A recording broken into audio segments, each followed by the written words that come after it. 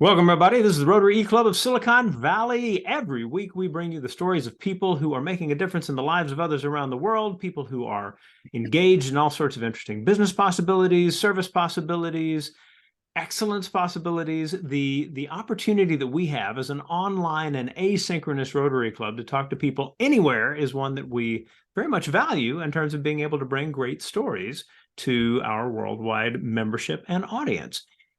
Rotary is a service organization. Its motto is service above self. There are 1.4 million Rotarians and Rotaractors and 36,000 plus clubs around the world, and we are one of them. The Rotary E-Club of Silicon Valley, while based in Northern California, has a membership that includes people in a dozen different countries. And what we like to do is share great insights and stories. And one of our members, Rory, go ahead and wave at the camera, Rory, just about 2 months ago or so said, hey, wouldn't it be great to get somebody who can speak about the current state of the banking industry? And so about 12 emails later, we're connected with Gary. And Gary is our speaker today, and that will be his topic. He is a global strategist for Wells Fargo Investment Institute, a subsidiary of Wells Fargo Bank. And you can read his entire bio if you are on our web page at siliconvalleyrotary.com.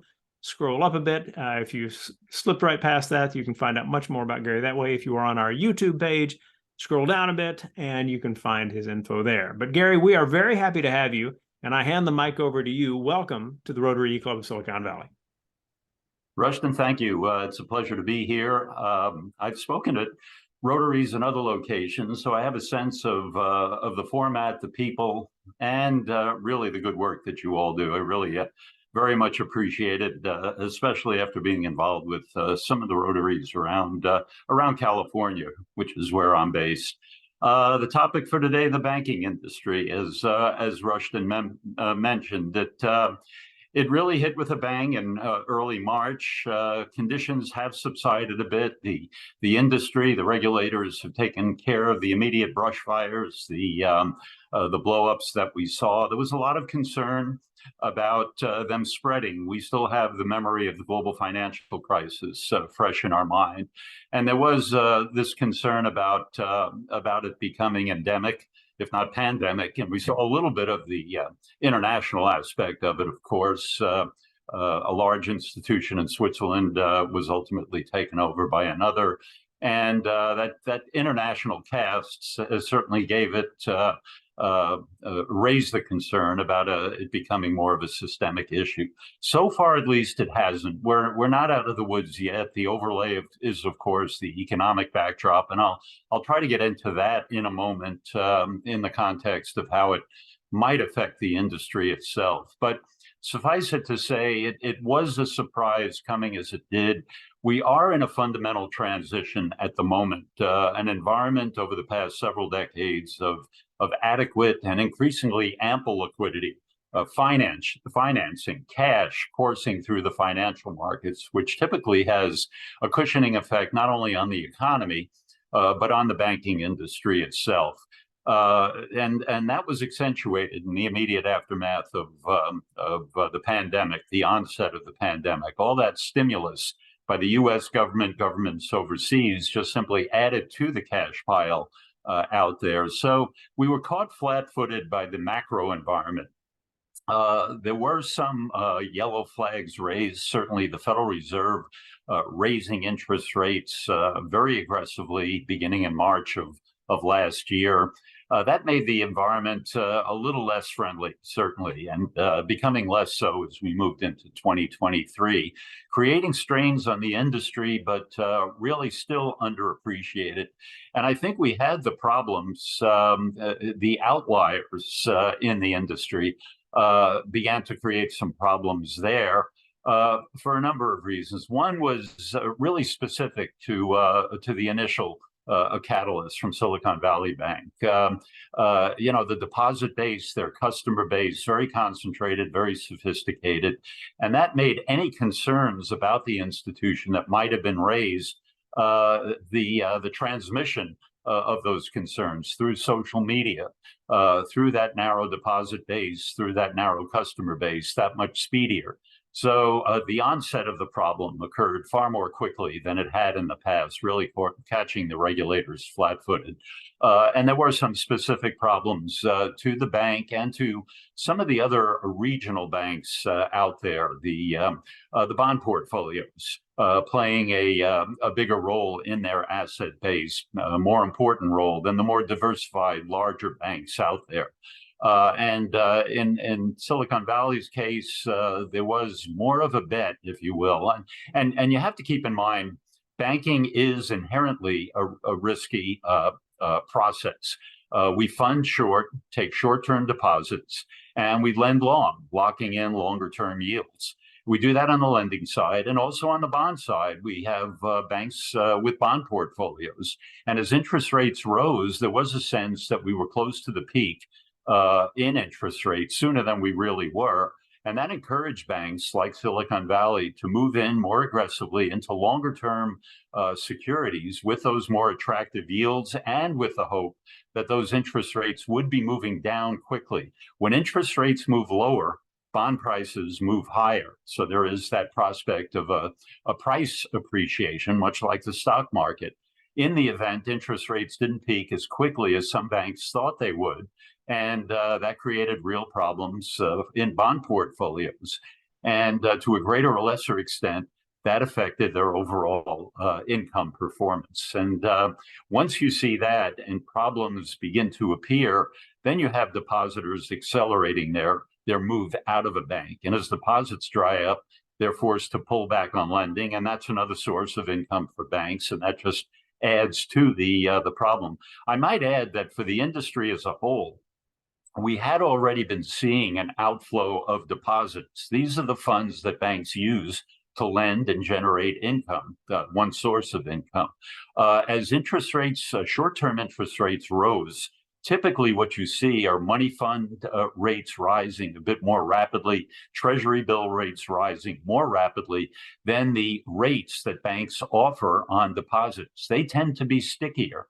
And as those yields on treasury bills, on money funds became increasingly attractive, we were already seeing depositors moving out of banks and into other sources of short-term income. So the industry as a whole was feeling pressure, but this certainly accentuated it.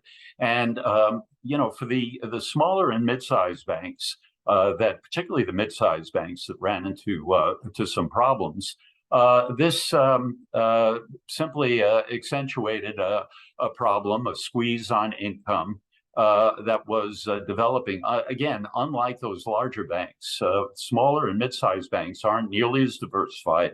They are focused on more traditional lines of banking, like lending, like bond investing, unlike the larger banks, which generate a lot of their fee income from investment management, from merger and acquisition activity, and the like. And that just left the mid-sized banks more exposed. However, the difference with the global financial crisis, first of all, the economic environment, I think, is less vulnerable than it was back then. The strains that have developed are less systemic. We don't have credit default swaps and some of these more exotic investments really permeating the market to the extent that they did back in 2006, 2007, into 2008. More specifically, the housing industry is subject to less speculation now. You never want to say never, but the fact is that banks did learn their lesson from the global financial crisis, and their underwriting standards, their lending standards are a good deal tighter. So you don't have the kind of leverage in the household sector in general, and in the banking and in the housing sector in particular. And then the regulators learned the lesson as well. And while mid-sized banks aren't subject to the same degree of stringency, we haven't seen the regulations upped among mid-sized banks to the extent that they have been with larger banks. Those mid-sized banks still are better capitalized. They are still subject to tighter regulations. The regulations were tightened initially, but for regional banks, for banks below a certain threshold of assets, they were eased during the Trump administration. but they're still a good deal tighter than they were in the run-up to the 2008, 2009 financial crisis. And that acted to contain the damage in the banking industry as a whole. I think the best way to put it is that the crisis this time around, or the turbulence that developed, it seemed like a crisis was unfolding, but it never really got beyond that, was really more idiosyncratic. It was really more specific, had to do more with the specifics of the institution. And that's why I think we really didn't see the kind of problems rippling through the industry to the extent we saw 15 years earlier. Now, looking ahead, as I said, we're not out of the woods just yet. The Federal Reserve still may be raising interest rates one or two more times. We're close to the end, we think, of a rate hiking cycle. In fact, we could very well be at the end of it. But the problems facing the industry are beginning to change a bit, and this is fairly typical. The industry is first hit by the rise in interest rates, the squeeze on what they call net interest margins, as they're forced to raise interest rates on deposits relative to what they're getting on loans. Bond portfolios do suffer, much as they did with Silicon Valley Bank. But then the problem begins to morph a bit as you go through an economic slowdown, and ultimately, more often than not, a recession. Then credit quality becomes more of an issue for banks. Either they suffer loan losses, or before that, they're forced to set aside income into what we call loan loss reserves, backing in the event that their borrowers do go under. And that takes away from the income. When you increase your loan loss provisioning, that means there's less income to report as profits. And we're seeing just the beginning of that. So you're seeing some pressure on bank earnings, and then you're seeing some issues which could dent earnings even further. So the industry will continue to go through some stress, some strain as we go through what we think will be a slowdown in the economy. And I can get into that a little bit later if time permits, but suffice it to say, the industry will be under some strain, but we think the worst of the shocks are behind us. Certainly, I was asked in a briefing earlier today, do you think more banks will go under? I think it depends on the condition of the individual institution. Certainly, the environment for the industry, for the financial markets as a whole, is becoming more challenging as the economy continues to wind down. Whether or not these institutions go under really depends on whether or not they make the same mistakes as some of the banks that did go under a couple of months ago. For example, extending portfolios into very long-dated securities. Well, at this point, that problem may be behind us, but if they moved out beyond Treasury securities into the corporate sector, even higher quality investments, they could suffer some loss of income as interest rates on those securities move up and prices begin to move down. To the extent they're selling those securities, realizing them, even if they're on paper, they do have the effect of denting earnings from bond portfolios.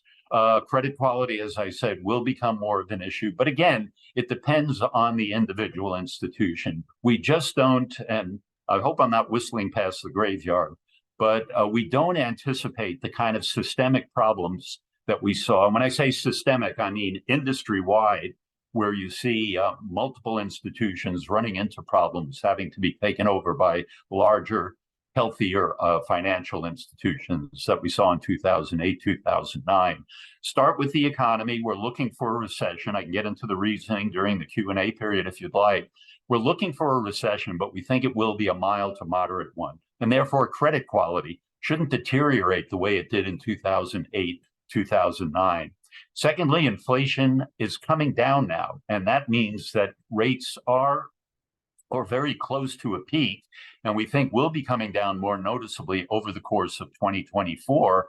That takes pressure off banks as well. Their bond portfolios improve, their deposit rates come down a bit. The pressure of financing costs on their borrowers eases up a bit, so that improves credit quality. And then we do, as I said earlier, look for the Federal Reserve to cut interest rates beginning sometime about a year from now, we think, if the economy plays out as we're anticipating, goes through that recession into early 2024. It is a mild to moderate one, and then begins a recovery. Typically, inflation continues to move lower or stays at a low rate, and that should encourage the Federal Reserve to cut interest rates through the better part of 2024. One other point on bank regulations.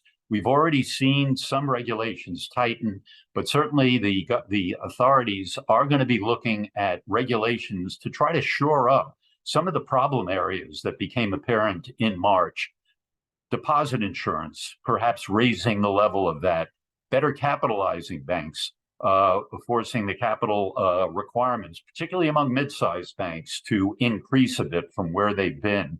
And then tighter scrutiny of their bond portfolios. So if rates do suddenly move higher, and there is a risk of that, and they do begin to suffer losses, the losses are mitigated by putting those investments in the right maturities and in the right segments of the market where credit quality will endure through the next cycle. Why don't I pause here, Rushton? I'll turn it back over to you. I'm not sure how much time I took, but given that I like to be paid by the word, I'm sure it was longer rather than shorter, so I'll be on the safe side. You're totally fine.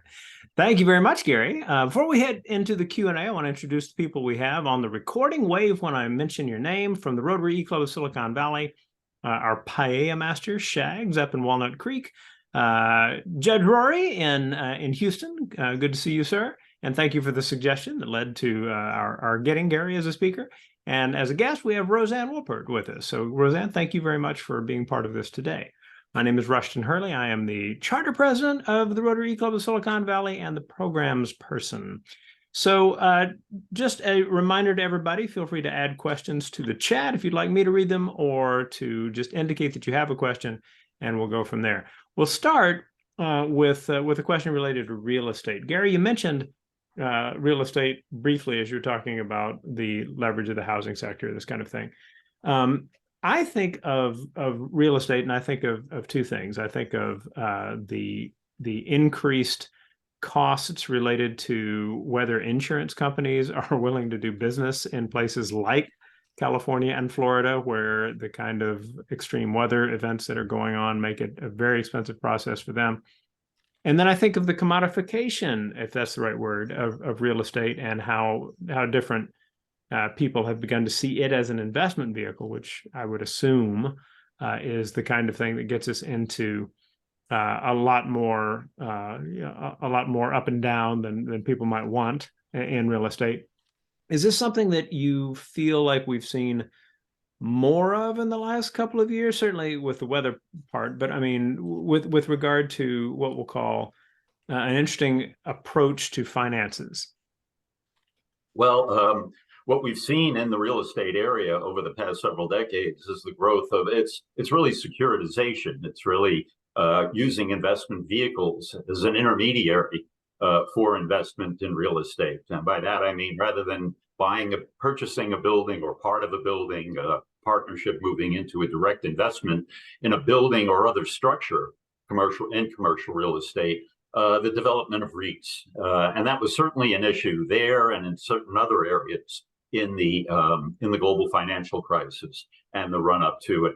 REITs have continued to grow in popularity. They cover all segments of what is a diversified part of the economy. I mean, commercial real estate generally is an area that is an area of concern right now. But the concerns vary depending on what segment you're in.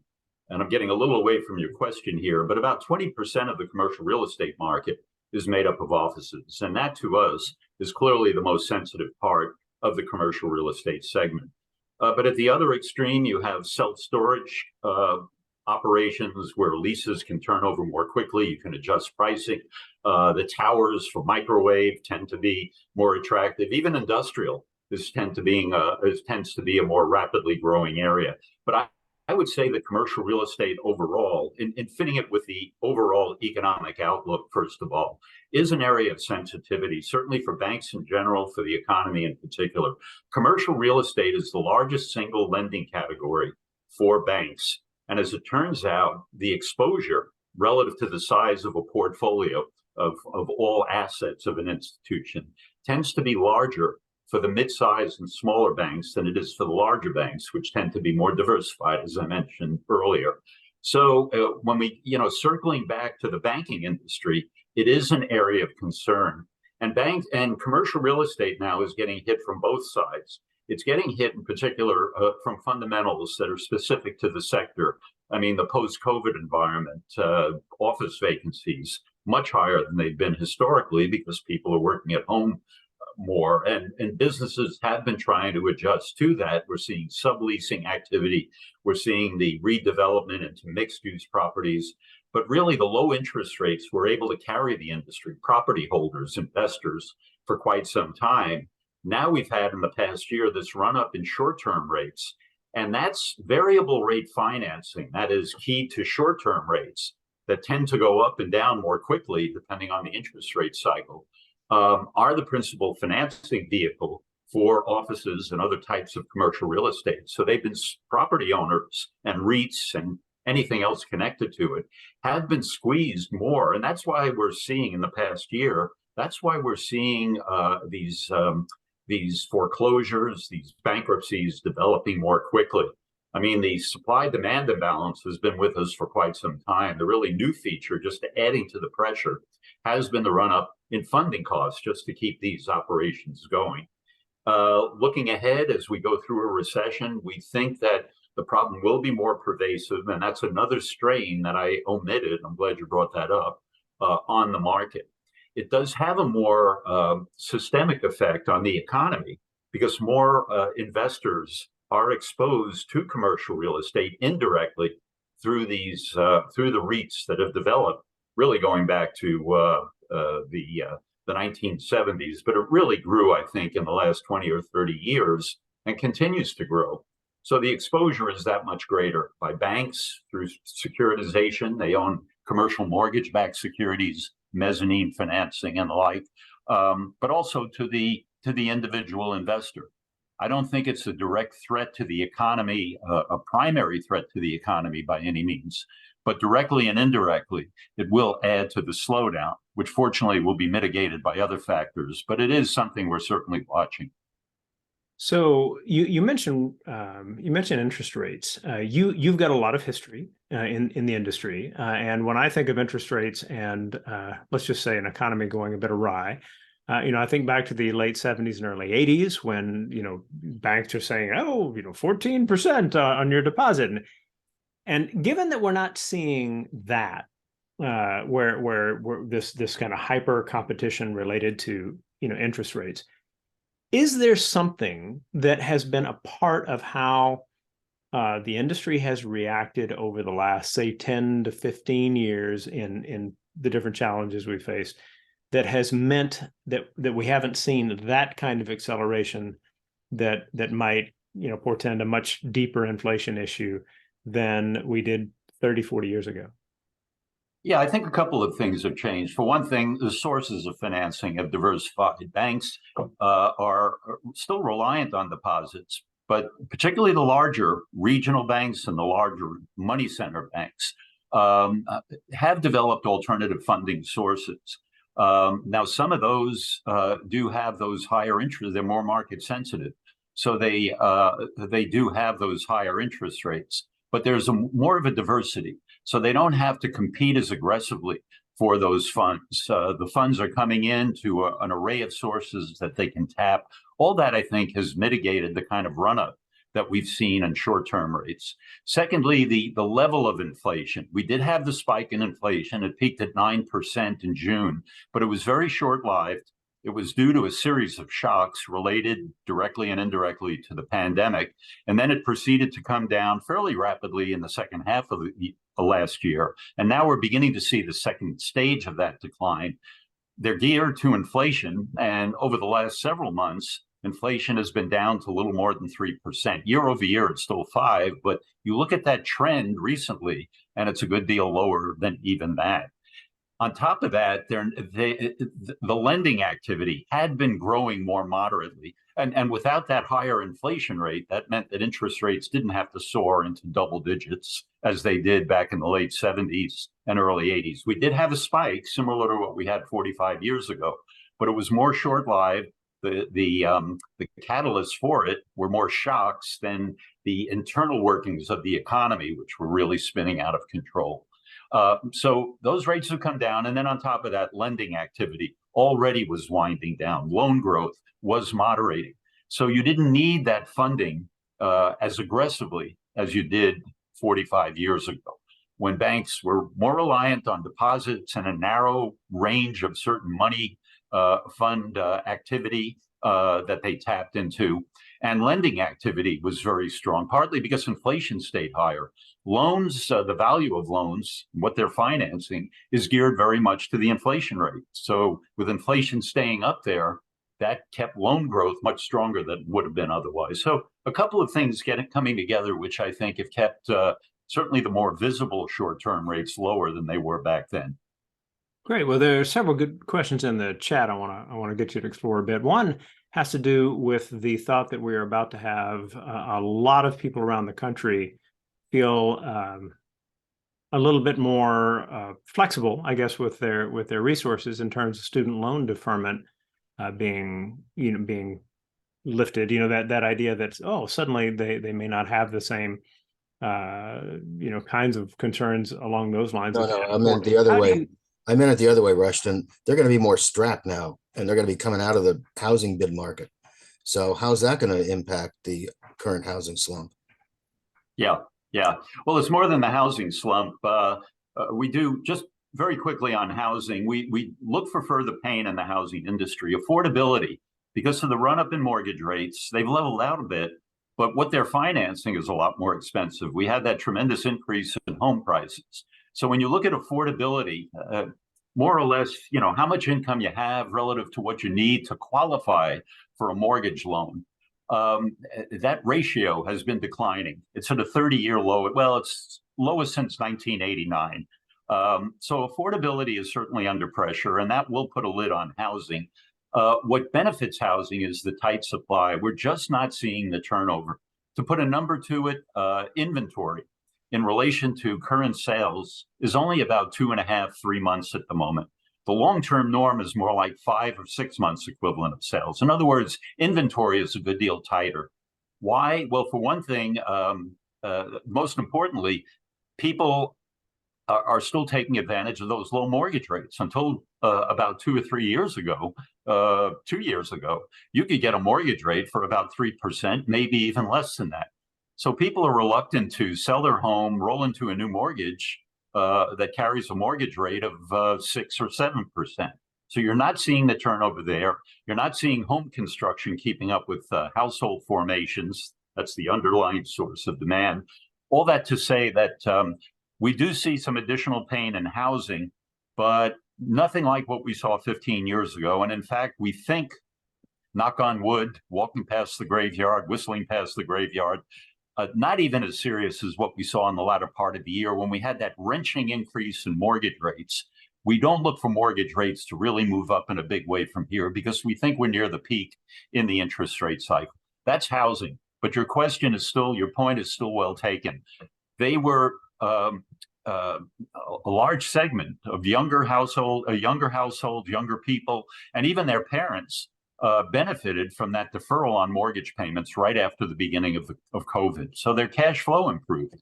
And that allowed them to spend heavily first on goods during the worst of the pandemic, and then rotate into travel, entertainment, dining out. These are all discretionary, postponable items. But if you have the income, you could afford to spend more heavily on these items. And we saw the rotation out of home furnishings, appliances, exercise equipment at home, all the goods into this travel, entertainment, and dining out and other services that go with it. Households are already under some pressure. All that excess of cash that we had from that very aggressive stimulus, it's still out there for pockets of the household sector. The middle income, the upper middle income families still have more cash than they normally hold, and that encourages spending. But against that, we have a fairly large segment of the population that will be spending more on debt servicing, not necessarily on mortgages, just paying off student loans.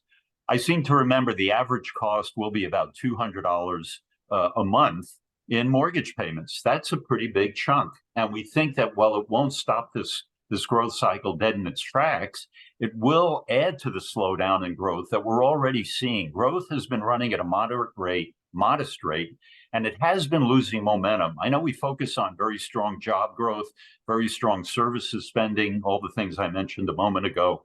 But in the aggregate, growth is losing momentum on its way to what we think will be a moderate recession or a mild recession late this year and into 2024, as I mentioned earlier. Now you impose that added cash flow burden. It will, I think, affect, to your point, housing most noticeably, or any other big ticket item that requires financing, because your cash flow that meets that financing will be taken up to a greater extent by student loan payments.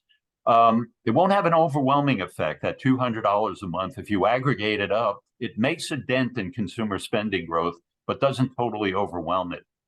In addition to that, I just read the other day where President Biden will be proposing an income-based repayment program. In other words, taking the place, mitigating the effect of the complete elimination of that deferment.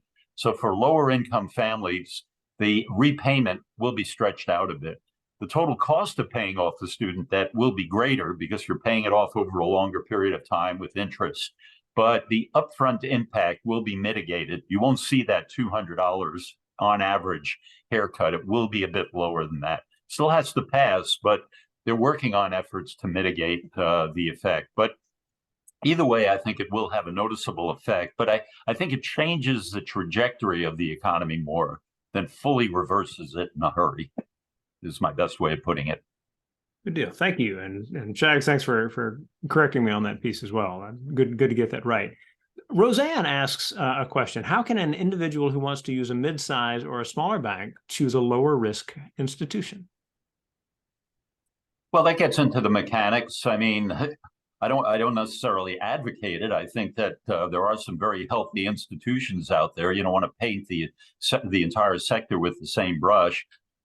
We could see, if you're talking about the deposit side, which is really where it becomes more important, you can spread your deposit base, you diversify much like you do with investments.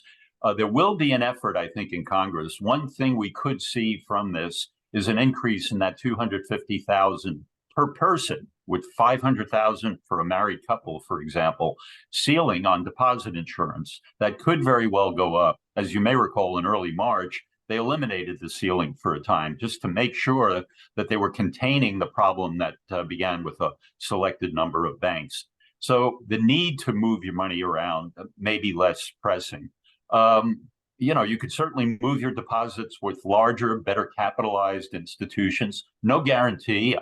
I can cite several instances in which very large banks ran into problems as well, some of them going under and involving you in a fairly extended process to get your insured deposits recovered. But you could diversify. You could just place your funds in a larger institution. You could place your funds in a healthier mid-sized institution. You just have to do your homework. No guarantees. I mean, even the experts were surprised by the banks that went under. There are other services that banks offer as well, wealth management, and there are mid-sized institutions that do a great job of that. I don't mean to shoot myself and Wells in the foot, the collective foot, but we have certain advantages. We have a very diversified, I won't get into an ad for it, but just a diversified array of services. There are certain advantages of going with a larger institution, but the attention you get with smaller institutions very, very, very often is more focused. But here again, if you're concerned, you shouldn't be concerned about the money you have. It's just the hassle of dealing with an institution that absorbs an institution that may have gone under. But it may behoove the investor to do their homework so that they don't have to go through the logistical problems. Your money will always be safe. I mean, banks and investment management are custodians. You're not putting your money with the bank directly. They're just managing your money. I think you have to understand that as well. But out beyond that, I'm sure a financial advisor could give you some added wrinkles, but the short and the long of it, I think, basically involves those options. Good deal. Last question before we finish the recording. having to do with your background. You have spent a lot of time in the industry, a lot of years with Wells Fargo. What moved you in that direction initially? Well, I was working for the Treasury and the Federal Reserve, and that was fun coming out of school. But then as you continue to move on, you enter into a government bureaucracy. Little did I know that banks have their bureaucracy as well. But I wanted to get into the private side of things, less structured, a lot going on. I joined Wells Fargo, I shouldn't admit it, but close to 50 years ago. And some of you may recall that was the first oil crisis. An untold story about Wells Fargo is that it was a mid-sized California bank, but getting into business that most involved the larger money center banks. They were lending very aggressively to oil importers throughout the world, recycling all of the surpluses that OPEC was making with the first big run-up in oil prices into countries that didn't have the oil, that was importing it and had to pay for it. And so that's how I began my career in international banking, and then moving over to the investment side. But it was really economics basically all along. Excellent. In a minute, I'll ask you to give the final word. But for all of you who have been watching this recording, thank you for joining us. We hope that you have benefited from the insights, that you are inspired to see some new possibilities that you haven't seen before. If you are visiting Rotarian, make sure to do the attendance form. By putting your email address in correctly, you'll get a note that you can pass along to your club secretary if you are working to make up a miss in your own club. And we also encourage everyone to leave a comment in our forum at the bottom of the SiliconValleyRotary.com page. That section called Discuss is one where we share ideas, and in an online and asynchronous club, that's one of the ways that we communicate with each other. So you're welcome to leave a tactful and interesting comment down there, whether it's on just this program or any other element of the meeting. Gary, as we always like to do, we'll hand it back to you for the final word. And what is it you'd like to have people thinking clearly in mind as they finish watching this video? Well, I think we're entering a different kind of economic environment. Inflation isn't going to stay up where it was in the past year. Inflation is coming down, but it's not going to be as low. And, banks, the central bank won't be as accommodative. They won't be pumping money out as aggressively as they did before, trying to get an inflation rate up.